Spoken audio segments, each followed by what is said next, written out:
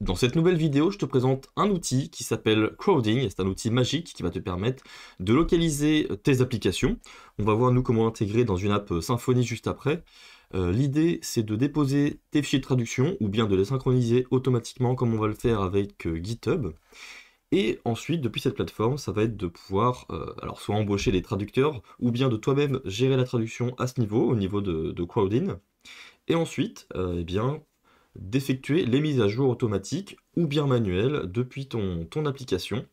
Donc le grand avantage, c'est d'externaliser la traduction sur cette plateforme et on va voir comment tout ça fonctionne. Donc avant d'aller s'inscrire sur la plateforme Crowding, on va créer le projet Symfony en arrière-plan, comme ceci, Symfony New, web app, Symfony with Crowding. Ça va nous créer le projet. Je vais partir moi sur la partie login et je vais me connecter à mon compte. Keep me logged in, yes. Et donc, vous, une fois que vous aurez créé votre compte, vous vous retrouverez sur le même dashboard. On va pouvoir aller créer un projet juste ici. Alors, on peut peut-être regarder ce qu'on a dans les menus. Alors, la partie to do, ici, on n'a rien. Manager, si on a si vous travaillez avec plusieurs personnes. Translation Memories, alors ici, vous avez l'historique de ce que vous avez fait. Donc là, c'est par rapport au test que j'ai fait tout à l'heure. On a l'historique de mes traductions. English, espagnol et français qui était la langue source. On peut créer des glossaires, alors là que moi je n'en ai pas. On a la possibilité de choisir des machine translation, donc les outils qui vont nous aider à traduire nos traductions. Donc on peut par exemple utiliser une clé API pour configurer Google Translate ou encore DeepL. Par défaut, on va avoir Crowdin Translate donc qui va être activé. Donc on va tout simplement utiliser celui-là pour cette vidéo. Vous avez une boutique avec des intégrations, donc par exemple GitHub que j'ai installé, donc je vous conseille, pour qu'on poursuive la vidéo d'ailleurs, d'installer GitHub pour ensuite synchroniser automatiquement notre dépôt. Ok, donc je retourne dans Home, je vais créer mon projet. Alors là, je vais tout simplement l'appeler Symfony with Crowdin, par exemple. On va dire que ce projet est privé. On choisit ensuite la source de notre langage source. Nous, on va partir du principe que notre langage source, c'est le français. Si je pense que la plupart du temps, on partira sur de l'anglais, et on traduira plutôt vers le français et par exemple l'espagnol, comme nous on va faire.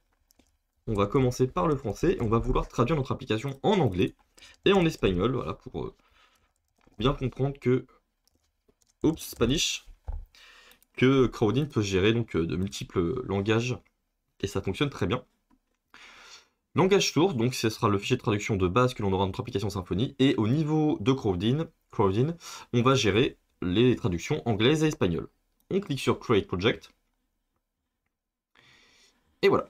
Donc là, on nous dit qu'on n'a pas de fichier à traduire. C'est normal, vu qu'on n'a pas soit effectué d'intégration avec notre application Symfony, ou soit on peut aussi tout simplement directement uploader des fichiers de traduction.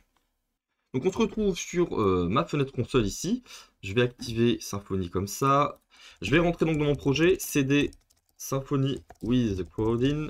Et je vais du coup lancer la commande composer require Symfony / Crowdin Translation Provider pour installer bien, le petit bundle qui va nous permettre de nous connecter à Crowdin.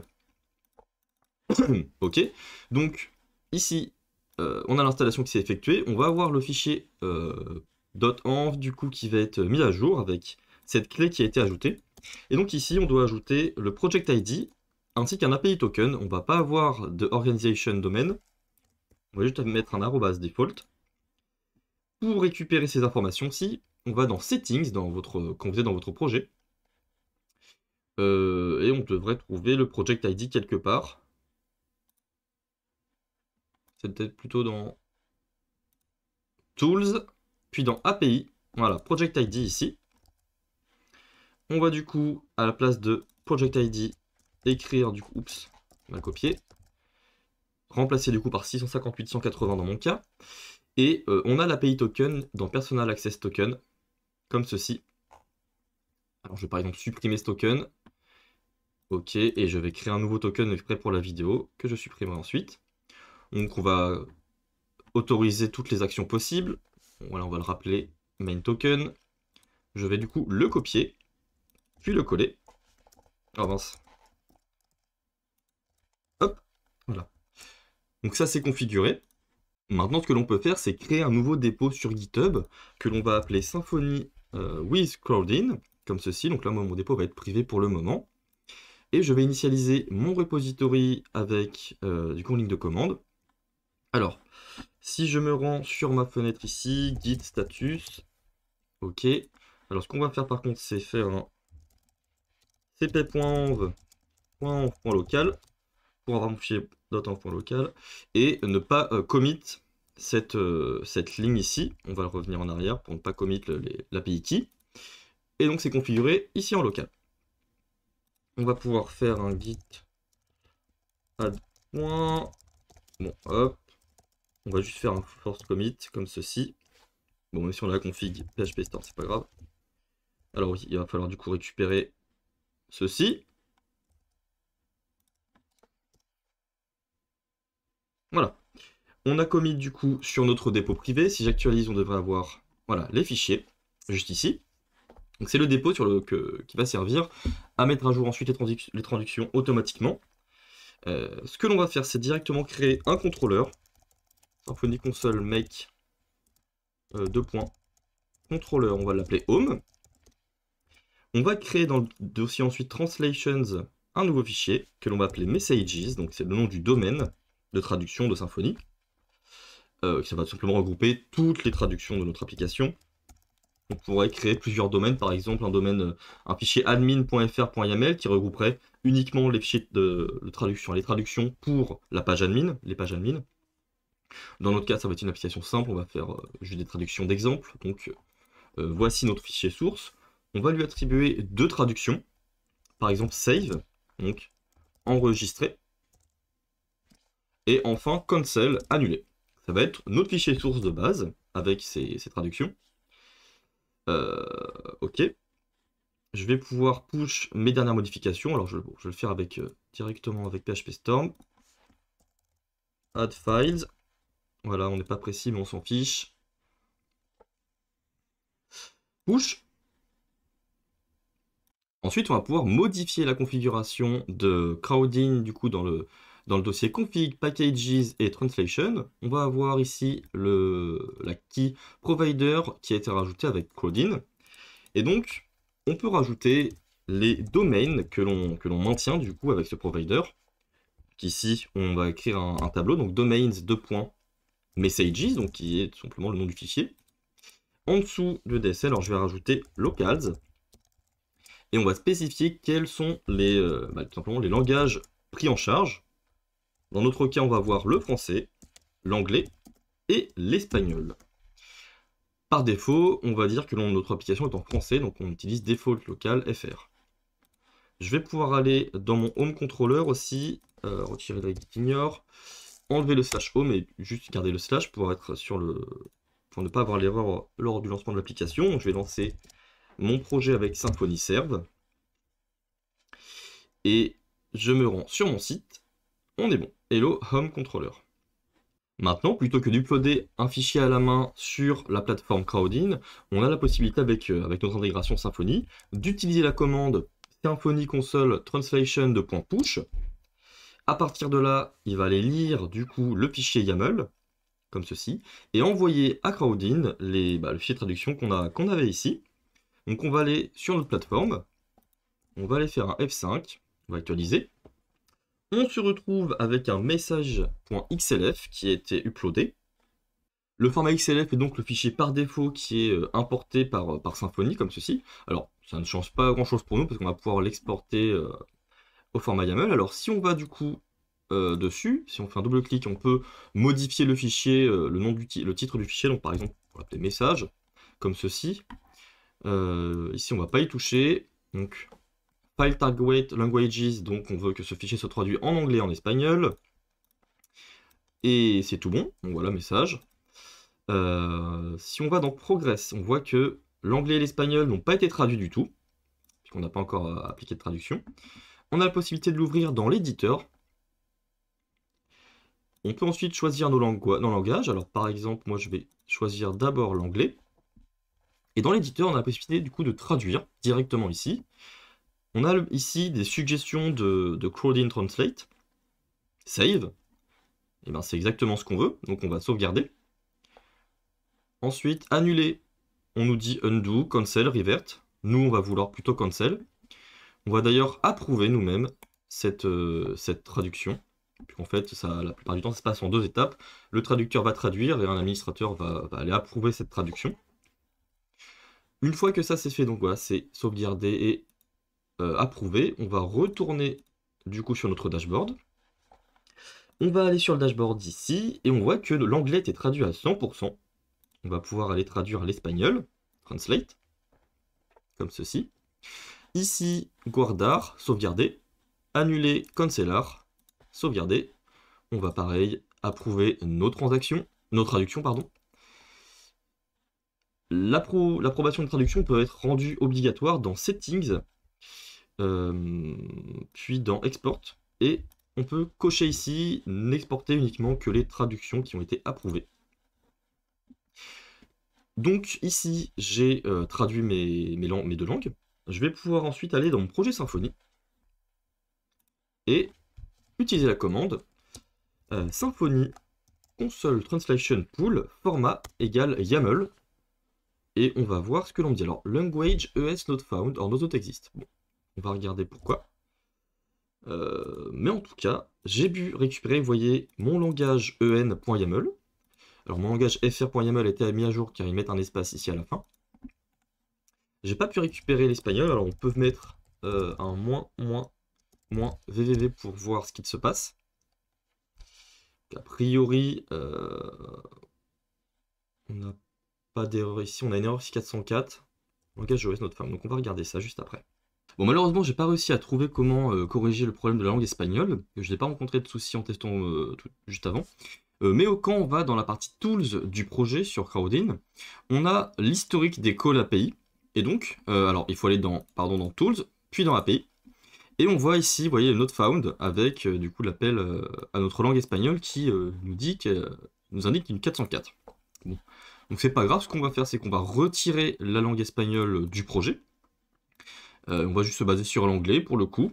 Language, voilà. On peut sauvegarder. On aura juste l'anglais. Du coup, voilà, l'anglais qui est traduit à 100%. Moi, j'avais créé, je crois, un fichier. Donc là, on va enlever la langue ES de notre config. Ça, je vais le supprimer, voilà. Et si je me rends là et que je retente, du coup, un pool, ça fonctionne sans erreur. Ok. Donc maintenant, ce qu'on va faire, c'est... alors déjà, c'est push ceci sur GitHub. Donc, update translations. On va commit et push cette histoire, voilà. Et maintenant, on va intégrer la mise à jour automatique des traductions avec GitHub. Pour ce faire, dans votre dashboard, donc je vais le mettre comme ceci, on va aller dans intégration.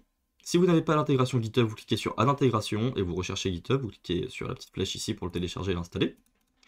Une fois que vous l'avez ici, vous pouvez faire Setup Integration, Source and Translation Files Mode. C'est pour utiliser les fichiers du coup qui proviennent d'un dépôt. Donc il faut autoriser les crowding à accéder à vos dépôts privés et publics Git. Symfony with crowding, donc c'est bien mon projet. On va sélectionner la branche main. Ensuite ici c'est le nom de la branche en fait qui va être utilisé par crowding pour proposer les modifications et faire les pull requests par la suite. Donc on va laisser ce nom là. On va faire un edit configuration. Le fichier de configuration que Crowdin va utiliser, donc le fichier qui va être à la racine du projet, crowdin.yaml, continue. Et donc ici, il faut faire un petit peu de config pour faire la synchronisation automatique du projet. Source file path, ça va être... Mince, ça va pas être ça, ça va être... translations/messages.fr.yaml. Donc là, ici, on va indiquer à Crowdin que notre fichier source, donc qui contient les traductions sources, c'est celui-ci. Et au niveau du chemin pour les traductions que l'on veut traduire, pour les langues pardon, que l'on veut traduire, ça va être messages.tolettercode.yaml. Donc ici, translation, messages.en.yaml. on a en fait des variables magiques, si on peut dire ça comme ça, qui nous permettent, hein, donc en fonction de chaque langage qu'on a configuré sur Crowdin, on aura un fichier suivi du code à 2 lettres qui sera généré. Et bon, si jamais vous avez un mapping de langage qui est différent, vous pouvez par exemple ici, on pourrait choisir anglais, et dire qu'en fait le tool.code, nous c'est A et non, par exemple. Mais nous c'est pas le cas, on a bien un bon mapping. On va pouvoir sauvegarder ceci, cliquez sur sauvegarder, ok. La configuration a bien été mise à jour. Alors, one time translation import after the process connected, ok, donc on va faire un import juste après. Donc on va laisser ça comme ça. Alors, repository, cette option, je ne sais pas exactement ce qu'elle fait, on va faire ça. Push change, mais tout sur ça, voilà. Tac. Si jamais on fait des modifications de source, c'est d'ailleurs ce qu'on va faire, on va les mettre à jour aussi. Et donc, on va pas modifier le reste. Donc on a coché aussi la synchronisation automatique toutes les heures, c'est-à-dire que toutes les heures, Crowdin va faire une pull request sur notre projet s'il y a eu des modifications. Donc ce que l'on va faire, c'est qu'on va regarder sur notre dépôt si on a eu une pull request qui est effectuée. Effectivement, on a une pull request. New Crowdin Update. Donc là, qu'est-ce qu'on a? On nous dit, dans message EN, que c'est save enregistré, cancel annulé. Donc là, c'est parce qu'il y a dû avoir un souci. On va regarder ce qui s'est passé. Ce que l'on va faire déjà, c'est qu'on va accepter cette merge, on va merger cette pull request, et on va regarder sur notre dashboard après ce que l'on a. Alors, déjà, si je fais un pull, du coup, là, on va pas être bon parce qu'on va avoir un message EN qui va être égal au message FR. Voilà, donc on a les traductions qui ont été remises à 0. Si je vais ici, alors, dans mon projet, Symfony Crowdin, English, donc, on se retrouve avec, voilà, ok. C'est normal, c'est parce que du coup, maintenant on n'a plus besoin de la source en fait qu'on a push depuis Symfony. Ce n'est pas cette source-là qui est mise à jour. Ici, la source messages qu'on a traduite juste avant, elle va être utilisée lorsqu'on va faire un pull et un push via les commandes Symfony. Par contre, celle-ci, c'est en fait un autre système de traduction. Il va falloir cliquer sur ce fichier et traduire ici en fait c'est une autre source de traduction. Donc c'est pour ça qu'il va falloir les mettre à jour. Donc là, on voit save. Il faut l'approuver. Parce qu'on a demandé tout à l'heure, hein, si vous vous rappelez, on a demandé à Crowdin d'uniquement d'exporter les traductions qui étaient approuvées. Donc là, on les a approuvées, puisqu'en fait, il s'est basé sûrement sur ce qui est fait ici. Si je vais dans Tools, si je vais dans Integrations, GitHub, maintenant que j'ai mis à jour mes traductions, soit c'est la prochaine synchronisation est dans 1 heure, soit je peux cliquer sur Sync Now, et Now, et du coup, je vais me rendre sur GitHub dans les pull requests, et j'ai une nouvelle pull request. On me dit ici, eh bien voilà, les traductions ont bien été mises à jour. Et à partir de là, voilà, je vérifie. Donc là, on peut dire Update English Translations. Et on confirme le merge. Et à partir de là, on va avoir les traductions qui sont synchronisées avec ce qui a été fait sur Crowdin. Je vais pouvoir récupérer les modifications. Et du coup, grâce à ce système, on peut automatiser un workflow continu d'intégration de traduction dans un projet Symfony. Donc pour terminer, on va rajouter une traduction dans notre source. Alors, la priorité par contre, on va aller dans source. Pas besoin de priorité ici, c'est moi qui l'ai fait sans faire exprès. Si je vais dans cette source-là, la source du coup de Git, je vais faire 3 petits points. Open in Editor. Je vais choisir le langage ici English. Ici, on a la possibilité de cliquer sur plus pour ajouter une string. Alors, a priori, voilà, donc là, il faut choisir où est-ce qu'on les rajoute. Alors, je ne sais pas quelle est la meilleure. S'il faut uniquement une intégration Git ici, on peut, ou alors aussi l'intégration dans les deux pour pouvoir profiter de la source de Symfony. On va du coup l'ajouter aux deux. On va utiliser du coup le string. On va mettre ça, on va mettre quitter. Alors peut-être, est-ce que ça va être la traduction anglaise? On va voir. Exit, ça va être la key. Voilà, donc la même clé pour les fichiers. Le string quitter. On va cliquer sur add. Et on devrait avoir une nouvelle traduction, voilà, qui est juste ici. Quitter. Source string. Et la traduction, du coup, qu'on nous propose ici, exit, donc c'est exactement ce que je veux. Je sauvegarde. J'approuve ici. Je vais du coup sur le prochain fichier, pour du coup ma deuxième source de données, qui est l'API. Parfait. J'approuve. Je quitte. Ce que je peux faire, alors c'est soit directement synchroniser depuis mon intégration GitHub, comme on a fait tout à l'heure, ou bien retourner sur ma ligne de commande et utiliser la commande pull. On va se rendre du coup dans PHP Storm et on devrait se retrouver avec, eh bien on voit ici, quitter exit, quitter. J'ai pas mis la bonne clé par contre. On va regarder dans l'éditeur du coup, source, éditeur, ouais, English. Alors on remarque que les clés ne sont pas du tout les mêmes comme on l'a créé ici à la main, alors que celui-ci a été créé depuis Symfony. Peut-être que c'est pas une bonne pratique. On va essayer de faire une pull request du coup depuis notre intégration guide pour voir si ça fait la même chose. Là on nous dit que c'est pas synchro, donc on va synchroniser. Et on va regarder s'il nous fait une petite pull request. Alors, ok. On en a une.